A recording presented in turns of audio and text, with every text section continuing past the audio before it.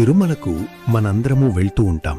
కాని స్వామివారిని దర్శనం చేసుకుంటూ గోవిందా గోవిందా అని ఎందుకంటామో మీకు తెలుసా? ఒకసారి వెంకటేశ్వర స్వామి అగస్త్యముని ఆశ్రమానికి వెళ్తాడు. మీ ఆశ్రమంలో చాలా గోవులున్నాయని విన్నాను, నాకొక గోవునివ్వగలరా అని స్వామి అడుగుతాడు. అది విన్న అగస్త్యముని ఎంతో సంతోషించి ఇలా అంటాడు, స్వామి, మీకు గోవును ఇవ్వడంలో నాకు ఎలాంటి అభ్యంతరం లేదు. కాని వేదాల ప్రకారం భార్య లేకపోతే గోదానం చేయలేం. దయచేసి మీ భార్యను కూడా తీసుకునిరండి. శ్రీనివాసుడు సరే అని చెప్పి వెళ్ళిపోతాడు. కొన్ని రోజులు గడిచాక వెంకటేశ్వర స్వామి తన భార్య పద్మావతీదేవితో కలిసి గోవు కోసం మళ్లీ ఆశ్రమానికి వస్తాడు.